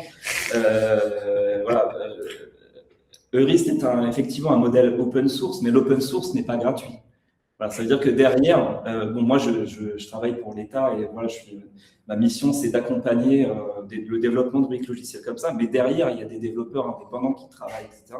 Et donc le nerf de la guerre, c'est aussi l'argent pour payer ces gens-là. Voilà, ça c'était une parenthèse économique. Également pour vous rassurer peut-être, c'est l'aspect, parce que Aline l'a évoqué, c'est l'aspect, voilà, on est prisonnier d'Eurist. En réalité, moi je trouve pas forcément. Alors, à savoir que derrière Eurist, la brique de base, derrière il y a du MySQL. Donc vraiment c'est le socle de base de données. Derrière il y a un énorme modèle MySQL qui est d'ailleurs sauvegardé par Humanum. Donc ça, sur la pérennité de la donnée, soyez rassurés aussi sur ce qu'on appelle aujourd'hui l'interopérabilité. C'est-à-dire que vous avez la possibilité d'exporter dans différents formats, en JSON, en CSV. Il y a une API, donc ça veut dire que ça garantit les possibilités d'interaction d'autres logiciels, notamment vous avez cité Gephi par exemple. Voilà, la possibilité d'interaction avec d'autres logiciels, elle est aussi garantie avec Eurist. Et notamment avec peut-être un truc qui sera intéressant et qui pourra peut-être mettre en place de l'IA et donc des modèles génératifs, c'est l'intégration d'Eurist dans des blocs de code. Voilà, via les API, on a la possibilité d'ouvrir ce qu'on appelle des Jupyter Notebook, de se connecter à votre base de données, d'écrire des petits bouts de code Python. Et c'est assez intéressant en tant qu'ingénieur de développer des bouts de code Python quand on est ingénieur de recherche et d'avoir une interaction via ce document parce qu'il y a à la fois le code et le texte. Et le chercheur peut interagir avec le code, en tout cas comprendre grossièrement les figures, écrire des commentaires en disant « Tiens, c'est intéressant ce truc, est-ce qu'on ne peut pas creuser cette piste ?» et mener une exploration conjointe. Et c'est ça qui est hyper intéressant. Moi, j'ai aussi pas mal apprécié le travail sur le modèle. Et Xavier, vous disiez, voilà, moi, c'est pas mon travail de faire cette chose-là, mais néanmoins, pour avoir un peu d'expérience sur l'animation de modèles, sur un ANR, voilà, on a mis 9 mois de discussion avec des chercheurs pour voilà, établir un modèle. Et en fait, c'est ça qui est intéressant, et c'est ça qui va rester, c'est plutôt les concepts qui sont en lien avec les autres. Et votre modèle là, est déjà assez beau, je trouve. Et voilà, en fait, nous, en tant qu'ingénieurs, on a besoin d'avoir des interactions au niveau conceptuel. Effectivement, nous, derrière, on se charge de l'intégration et de l'exploration éventuellement. Et ça, c'est super. Pour moi, c'est ça qui a valorisé aussi comme une trace méthodologique de ce qui reste conceptuellement du modèle. Et pourquoi pas en faire un data paper, une publication entre ingé et chercheurs, c'est super. Alors, ceci dit, moi, j'ai compris qu'il y avait d'autres pistes qui étaient explorées. Grist, moi aussi, j'explore en ce moment Grist. C'est vrai que c'est un super outil et qui est en pleine... je sais pas, c'est un truc qui explose partout et tous les outils de la DINUM, c'est hyper intéressant. Et je finis par une question.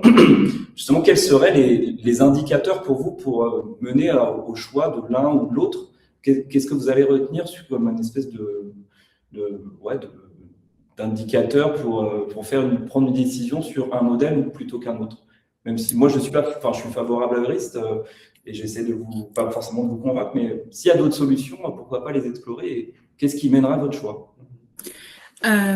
Si je peux répondre en tout cas, là, dans nos réflexions, ce qui est vraiment central, c'est la pérennité du projet et donc le fait de pouvoir, d'avoir une garantie en fait de la pérennité du choix qu'on a fait et que la base de données soit toujours opérationnelle. Bon, c'est à l'horizon déjà 2030, mais surtout plus loin, une fois que les financements sont épuisés et que la maintenance n'est pas forcément possible directement dans le labo où est hébergé le projet. C'est vraiment ça qui centre en fait nos réflexions. Et après, donc c'est vrai que maintenant on a identifié un peu Grist et Eurist comme entre guillemets les finalistes, pour être un peu grossier. Sachant que Grist, en fait, j'ai découvert l'outil et j'ai commencé à l'utiliser cette semaine. Donc, pour toutes les possibilités qui sont possibles dessus, c'est assez nouveau, donc j'ai pas pu voir tout ce qui était possible ou non au niveau fonctionnalité ou autre. C'est vrai que sur Eurist, du coup, Lilian Johnson nous avait montré le modèle conceptuel du coup de Eurist en lui-même et le modèle SQL. Je sais plus lequel des deux c'était, mais nous a montré les tables SQL qu'on pouvait faire sortir. Et sur l'export, j'avais trouvé l'export en SQL un peu compliqué à lire en fait de façon instinctive. Et du coup, c'est vrai que je me disais que si jamais il fallait changer de logiciel, c'était pas de logiciel ou de système de gestion de base de données, c'était pas forcément très très instinctif. Et c'était quelque chose qu'on voulait prendre en compte, mais pas notre première considération, en sachant qu'avec Humanum, quand on a discuté avec les correspondants, ils nous ont assuré quand même que au moins la version actuelle de Rist resterait en fait. Donc voilà. Sachant qu'on suppose un peu le même pour Grist parce que c'est national et que c'est financé nationalement par le gouvernement, quoi. Si je peux me permettre deux petits compléments, tout petit complément.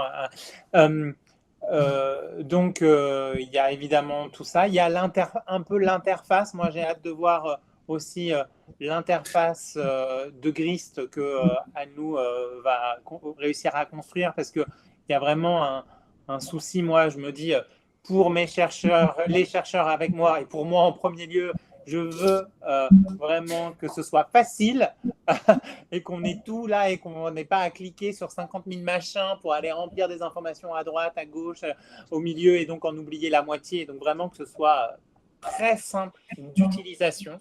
Comme c'est basique, je veux que ce soit vraiment facile. Et donc ça, je veux voir avec Grist aussi ce que ça va donner. Et évidemment, bon, après, il y a des possibilités d'amélioration, etc. Et puis, ce que je voulais dire aussi, oui, évidemment, j'ai bien compris, et si on choisit Eurist, je donnerai de l'argent à Eurist. C'est évident, et je pense que c'est à ça aussi que sert la recherche sur projet avec des gros contrats, c'est de financer ceux qui n'ont pas suffisamment d'argent pour. Et donc ça, oui, à 100 000%. Je l'ai vraiment bien intégré. Et puis que, oui, on a des échanges réguliers avec Menu, mais par exemple, le fait, c'est vrai que ne serait-ce que s'il y avait un ingénieur dans le labo, bon, la question de la maintenance du serveur, elle ne se poserait pas. Mais là, moi, me demander de maintenir un serveur, des trucs de sécurité et tout, alors je sais bien qu'on me dit que ce n'est pas forcément très compliqué, mais c'est un métier, quoi, et ce n'est pas, pas le mien.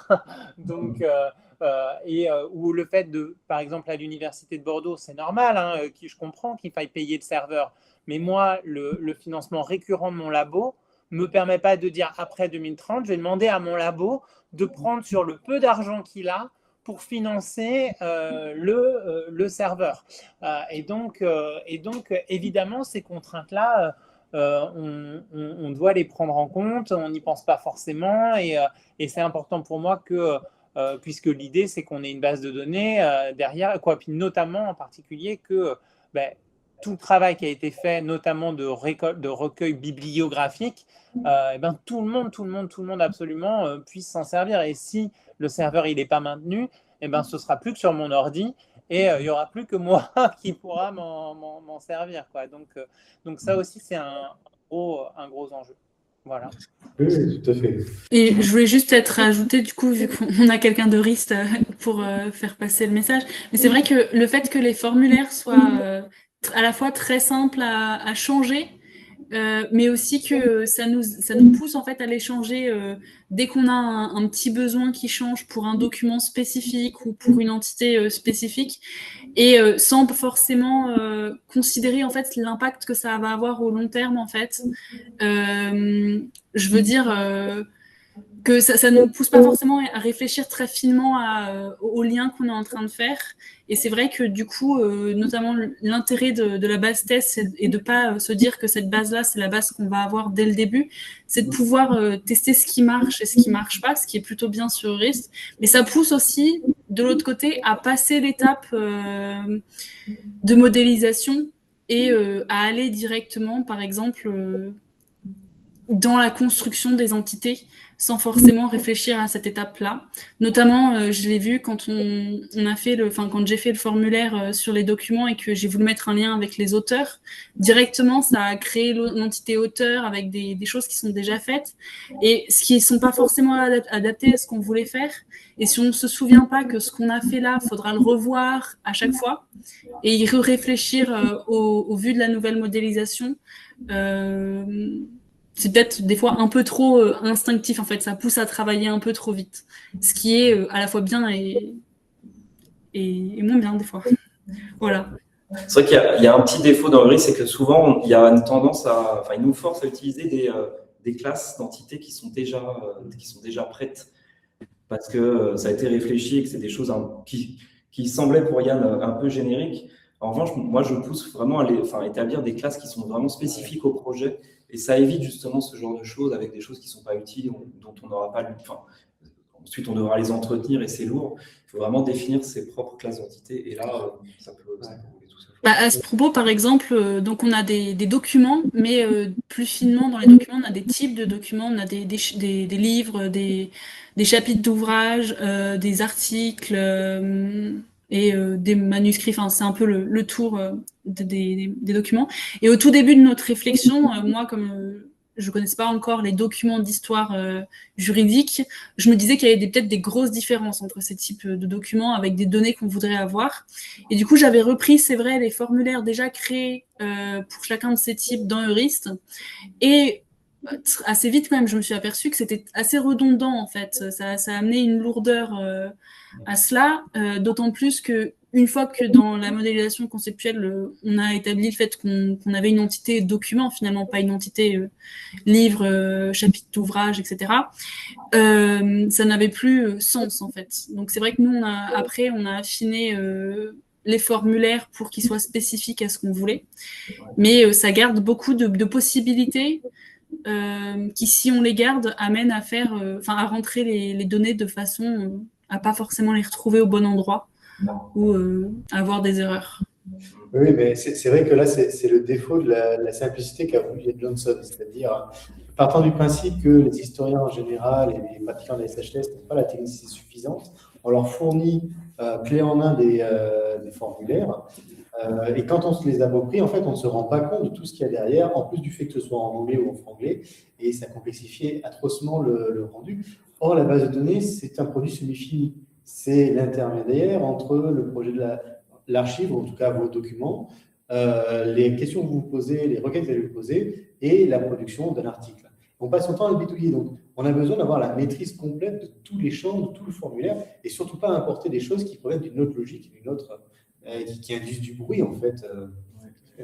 Et surtout quand vous passerez ensuite à la phase d'analyse. C'est-à-dire que si vous êtes prisonnier d'un modèle qui est déjà un peu établi, la phase d'analyse, elle sera plus difficile. C'est-à-dire que quand vous devrez faire peut-être des statistiques ou des graphiques ou même des réseaux, des objets en relation, il faudra avoir en tête que le modèle, il vous a en partie été imposé sur ces choses-là. Donc, c'est pour ça qu'il vaut mieux concevoir un modèle que vous allez faire sur mesure.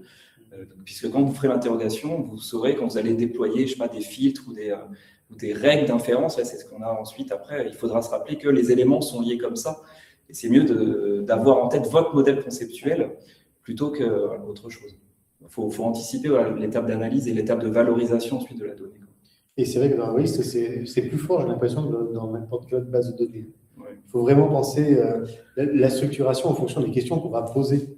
On ne pourra pas bien sûr tout penser, mais ça fait vraiment partie de l'exercice du modèle conceptuel. Et c'est pas facile d'anticiper dès le début les questions qu'on va poser à la base qui n'est pas encore constituée. Et c'est de là naît la difficulté de faire un bon modèle qui va être revu de manière perpétuelle. Si vous voulez, je pose une question en attendant. J'ai une petite question sur la question de la spatialisation. Donc, de ce que j'ai compris, voilà, il y a des éléments quand même importants pour voir les circulations intellectuelles des documents, des personnes, etc. Lors d'un séminaire qui était proposé par Frametta, il y avait eu une intervention particulièrement intéressante pour voir les itinéraires des chirurgiens experts toulousains. Et donc, l'idée, de ce que je me souviens, c'était de pouvoir voir les différents itinéraires dans la ville et mesurer donc en combien de temps un chirurgien pouvait aller, s'il voulait aller à tel endroit, voilà les différents itinéraires qu'il pouvait faire. Et je me demandais, est-ce que dans un projet comme cela, est-ce que ça pourrait être intéressant et faisable après d'un point de vue humanité numérique, d'avoir aussi les itinéraires tel professeur qui de telle date à telle date et à telle université, et donc avoir des cartes qui soient peut-être progressives pour voir aussi comment circulent les différents professeurs et donc peut-être leurs idées aussi avec eux. C'est très intéressant. Et il y a plusieurs niveaux de réponse. C'est-à-dire, ce serait super à faire, mais est-ce qu'on aura le temps de le faire et qu'est-ce que ça va nous apporter? Et donc, il y a deux niveaux. C'est-à-dire que là, moi, je veux qu'on se concentre vraiment sur la base de données historiographiques et sur les documents. J'aimerais ce serait extraordinaire si on pouvait faire aussi une base sur les sources de la Renaissance, mais je pense qu'on n'aura pas le temps, que c'est trop compliqué, etc. Et ensuite, on peut aussi utiliser, puisque pour l'historiographie, ça va être de la donnée 19e, 20e, on a déjà des outils qui peuvent nous permettre d'extraire ces données. Par exemple, pour les professeurs français, CIPRO-Juristes, on a déjà les données qui existent. Et donc, moi, mon idée, c'est que nous, on ne doublonne pas non plus en perdant du temps à récolter des données qui existent par ailleurs. Et donc, mais en revanche, les données qu'on va rentrer, elles vont quand même pouvoir nous permettre, comme vous l'avez dit, pour un certain nombre d'auteurs, de voir qu'ils ont bougé, de voir. Et donc, ça, évidemment, ces données, on les aura. Et donc, si à un moment, on a le temps de les exploiter dans ce sens-là, on le fera. Et il y a des outils qui nous permettent de le faire. Mais ce n'est pas la question prioritaire. Et donc, c'est pour ça que c'est vraiment super d'avoir ces discussions et de prendre le temps de construire le modèle conceptuel, parce qu'à nous, arrête pas de me dire, mais est-ce que ça, vraiment, c'est indispensable? Est-ce que ça, c'est utile, mais bon, dans un futur très lointain? Dans quelle mesure? Sur quoi? Et donc, et moi, ça me permet aussi de me rendre compte du temps que ça va prendre pour chaque document de rentrer les informations dont on a besoin.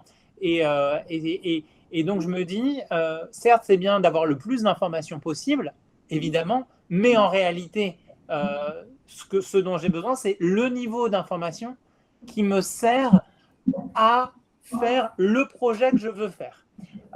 Alors, évidemment, ça pourra appeler à d'autres projets, et si on peut mettre plus d'informations, elles seront réutilisées par d'autres, mais mon objectif quand même, c'est de faire au moins ce que j'ai prévu de faire, ce que j'ai dit à l'Europe que j'allais faire avec cet argent qu'elle me donne très, très généreusement, et donc de faire un truc qui est réalisable.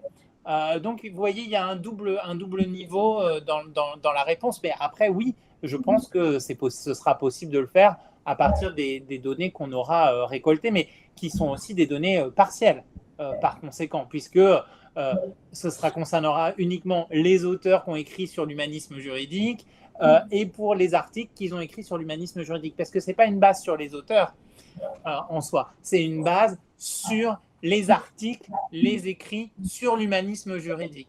Donc, on aura des infos sur les auteurs, Partiel. Mais ce qui nous intéresse, c'est l'article en lui-même et son contenu. Et juste pour revenir sur cette question-là, en fait, on va avoir quelques informations sur les auteurs et sur leurs postes, et sur les établissements où ils sont en poste, mais c'est de façon secondaire, puisqu'en fait, ce qui nous intéresse, ça va être de savoir les liens entre les documents et les organisations. Donc, sous organisation, on regroupe tout ce qui est université, les cabinets d'avocats pour certains juristes, enfin, un peu tout. Et on les traite un peu de la même façon, parce que c'est les mêmes données qui nous intéressent. Et donc, pour la plupart des documents, il est spécifié dedans une organisation sur laquelle il est publié. Dans le sens, c'est publié par un professeur qui, à cette date-là, choisit de le publier comme professeur de l'Université de Bordeaux. Et dans ce cas-là, on a l'information et on fait le lien directement comme un lien d'affiliation entre le document et l'organisation. Mais pour certains documents, comme on n'a pas de lien direct qui est marqué dans le document, on a choisi de garder, d'avoir un lien entre les personnes et à ce titre-là les auteurs et des établissements où, quand le lien n'est pas explicite, on va aller le chercher. Mais du coup, les carrières sont à trous, en fait, parce qu'on ne va pas chercher à avoir toute la carrière de la personne. On va vraiment chercher à avoir le poste ou les postes auxquels qu'il avait au moment de la publication de l'article qui traite de l'humanisme juridique. Donc, dans les faits, on pourrait tout remplir, mais comme dit Xavier, ce serait beaucoup trop lourd et pas forcément, pas ce qui nous intéresse, du coup. Mais on pourrait. Mais toujours une question de temps. Si jamais vous pouvez, il y a peut-être 2 projets qui peuvent vous intéresser. Il y a eu Stanford, il y a eu Mapping Republic of Letters, où ils se sont intéressés justement aux interactions entre les philosophes des Lumières. Et un deuxième projet qui est porté au Pirée, donc à la Sorbonne, par Stéphane Lamassé, Philippe Rigiel et Saïd Dumouza sur les réseaux personnels des universitaires au XIVe et XVe siècle. Donc, du coup, une approche prosopographique. Voilà. Juste une petite incise, si jamais vous êtes curieux d'aller voir à quoi ça peut ressembler. Et peut-être qu'Isabelle a récupéré son micro depuis tout à l'heure. Merci. Est-ce que vous m'entendez là cette fois? Oui. Je voulais savoir, dans le temps imparti à votre projet, et sachant que vous devez faire un rapport à mi-parcours, combien vous donnez quel est votre calendrier? Quelle est la proportion de temps que vous consacrez à la base de données et la proportion de temps que vous consacrez à exploiter et à écrire la monographie dont vous êtes censé avoir le manuscrit prêt à la fin? Merci Isabelle. Alors, la chronologie est la suivante. Les 2 premières années sont exclusivement, alors pas vraiment exclusivement, mais sont consacrées principalement, et en tout cas la première année exclusivement à la base de données, exclusivement, donc avec la construction de la base pendant les 6, ce que j'ai dit, pendant les 6 premiers mois. Donc j'espère qu'en juin on aura une base construite. Ensuite, on va commencer à la remplir pendant les 6 mois suivants avec le postdoc, qui est un postdoc qui est recruté et qui va faire que ça pendant ce temps-là, 100%, et moi, dans mon temps d'engagement dans le projet. Et ensuite, dans la 2e année, donc là, c'est quasiment que ça, puisque le postdoc ne fera que ça, et moi, je ferai ça, plus diriger les thésards qui viendront d'être, les doctorants qui viendront d'être recrutés. Sachant qu'en plus, les doctorants, dans cette première année de thèse, il y a aussi pour eux une grande partie bibliographique, évidemment, qui va... alors, je ne vais pas leur demander, l'idée, ce n'est pas de leur demander de remplir la base, mais c'est de leur demander de contribuer à la partie bibliographique. Et donc, il y a 2 ans absolument consacrés exclusivement, quasiment exclusivement à ça. Et pour l'écriture de la monographie, j'ai prévu 2 ans, sachant que il y a 1 an où c'est que ça. La dernière année du projet, c'est la seule tâche du projet. Alors, il y aura sans doute les soutenances de thèse, parce que normalement, elles sont censées s'arrêter juste avant, mais on sait très bien que, voilà, donc il y aura les fins de thèse, mais donc il y a 1 an exclusivement à ça, et l'année précédente, qui est une année qui est partiellement consacrée à la monographie et qui glisse aussi sur l'étude des cas britanniques, donc Angleterre-Écosse, mais pour ces études de cas, il y a un postdoc qui est 100% sur ces études de cas et qui va coordonner aussi le travail puisque ce que j'ai dit, c'est qu'on allait faire un dossier de revue, que coordonnera le postdoc. Donc je serai là aussi parce que j'étais la semaine dernière à Oxford et j'ai trouvé des choses magnifiques. Je me dis, ah là, j'ai déjà l'idée de l'article que je vais pouvoir écrire pour ce dossier. donc je vais contribuer évidemment dans ce dossier, mais ma tâche principale de la 4e année, ce sera quand même déjà un peu là, quoi. Ce sera la monographie sera une tâche importante et puis surtout, ce sera ma tâche exclusive en 5e année. Alors évidemment, bon, on sait toujours que c'est du théorique, mais néanmoins, c'est aussi pour ça que j'ai choisi la dernière année de n'avoir que ça. Et moi, j'ai choisi un taux d'engagement qui est très élevé. Et donc, c'est pour ça aussi que j'ai demandé un report du début de mon ERC. Donc, je viens de le commencer seulement maintenant, alors que je l'ai décroché fin 2024, parce que je voulais finir mon IUF et puis j'avais des fonctions à la présidence de l'université qui se sont terminées là en janvier, pour pouvoir désormais ne quasiment plus faire que ça et ma demi-charge d'enseignement. Voilà, pour les 5 prochaines années. Merci et à bientôt pour la suite. À bientôt. Robert? Oui, merci beaucoup pour cette présentation de ce début de projet ERC, très séduisant, je dirais. Je voudrais faire 2 remarques et poser une question à Xavier. La première remarque, c'est que, bon, en tant que juriste, on sait la grosse difficulté de la pénétration des autres disciplines, en particulier des humanités numériques. Ça, c'est vraiment quelque chose de... Mais c'est très réjouissant de pouvoir avoir ce séminaire où on voit 2 types de disciplines qui se discutent, qui partagent un projet. Ça, c'est vraiment très satisfaisant. Notre remarque, c'est ce qui a été soulevé par Sébastien, c'est qu'effectivement, il est très utile d'aller voir les projets qui existent dans d'autres disciplines, parce qu'on n'en aura pas beaucoup en droit, et ce qui est très intéressant, c'est de voir les autres, ceux qu'il a cités effectivement, mais pour d'autres situations, parce que je vois bien ce à quoi vous allez utiliser les humanités numériques, et beaucoup de choses peuvent se faire, c'est vraiment extraordinaire ce que soulignait Louise Testo-Ferry sur la possibilité de visualiser ou visualiser véritablement les trajets, ou dans mon cas, par exemple, visualiser les expertises à Paris ou même en dehors de Paris. Les différents trajets d'expertise, c'est très utile.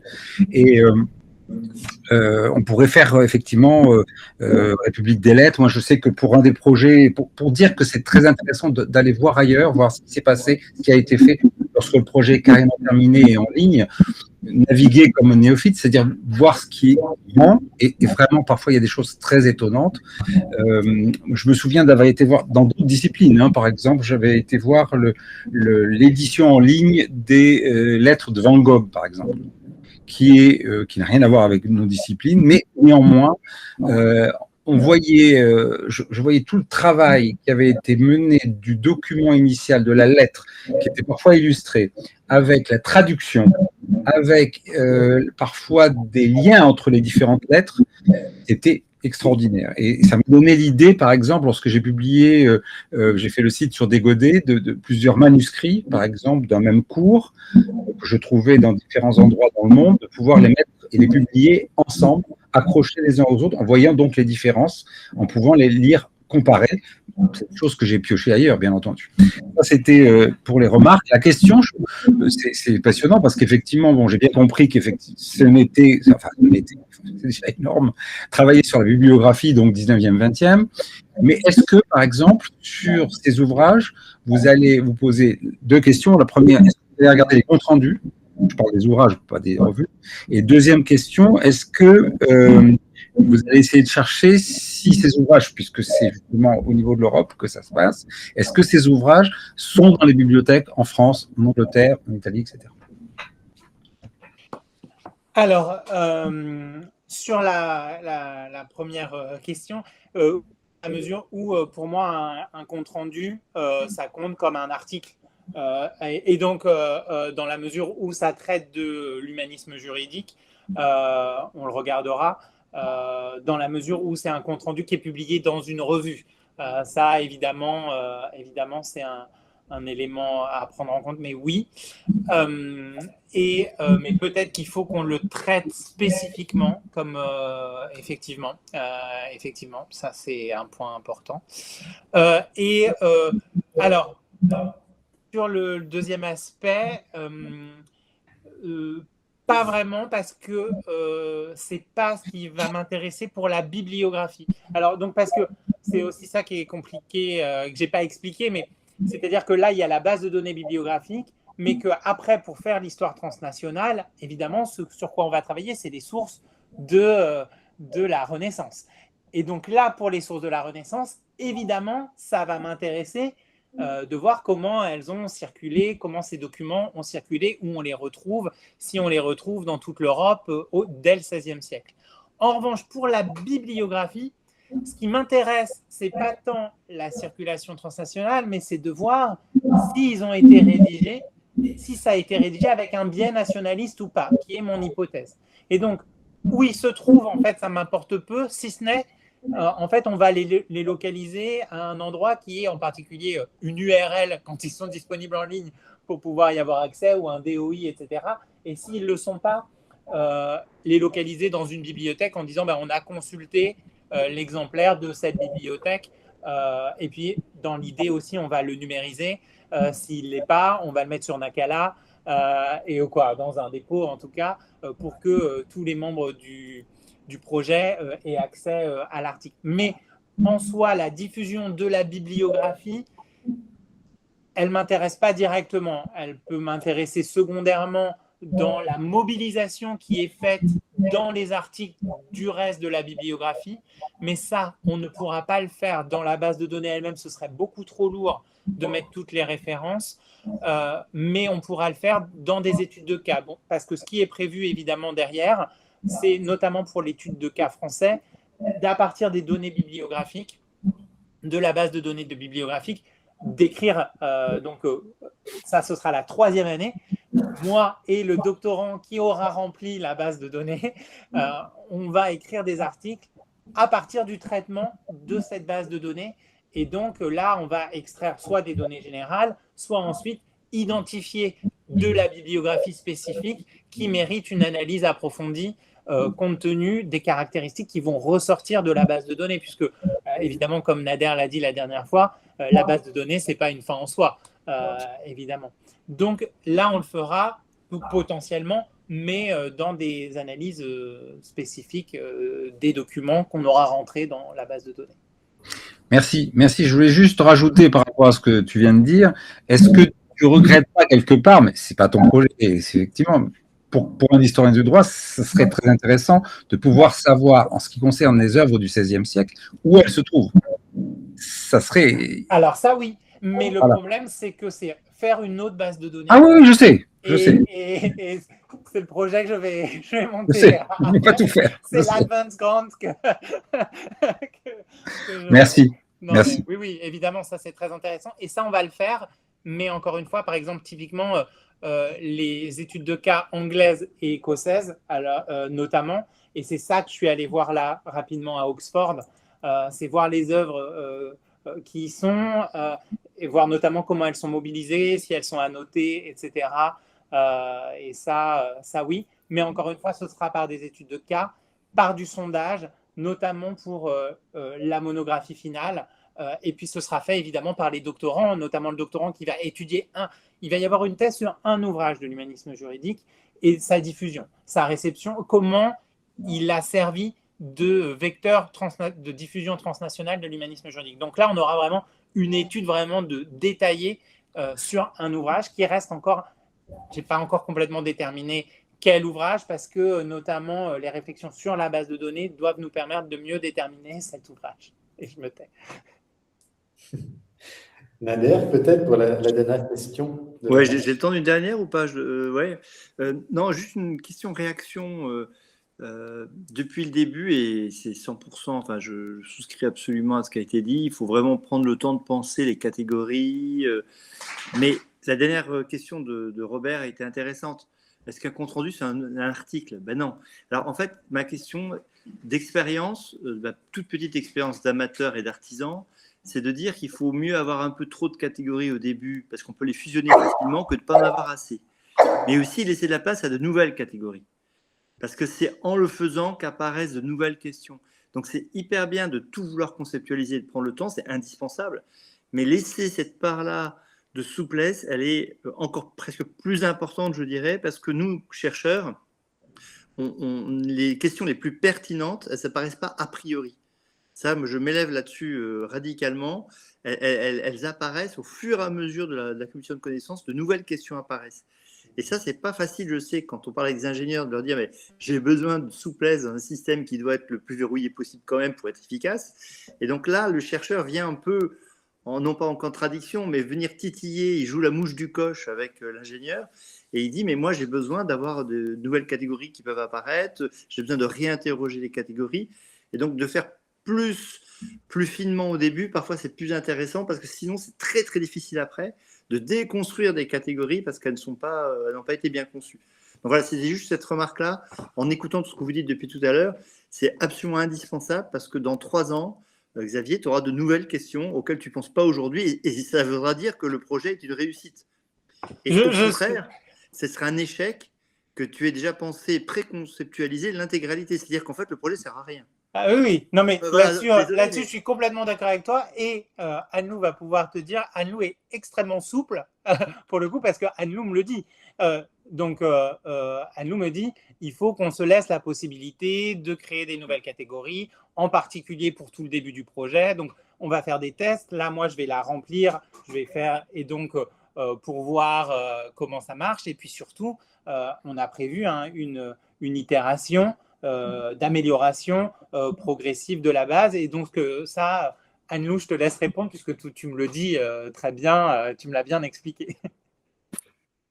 Oui, et c'est justement un des points super positifs de RIST, c'est que comme ça ne fiche pas en fait la base de données, et que ça reste assez simple en fait de naviguer dedans et de faire des changements, au point où on en est, et j'allais dire dans les 6 premiers mois en fait du projet, quand on fait le modèle et qu'on essaye d'établir plus finement ce qu'on veut voir, le fait de pouvoir tester avec des vrais cas ce qu'on veut rentrer maintenant, sans que ça implique finalement de s'en rendre compte dans un an, et que dans un an on est déjà rentré sans documents et qu'il faille tous les refaire vis-à-vis de nouvelles catégories que finalement qu'on aurait mises en place parce que les nôtres étaient sont obsolètes aujourd'hui.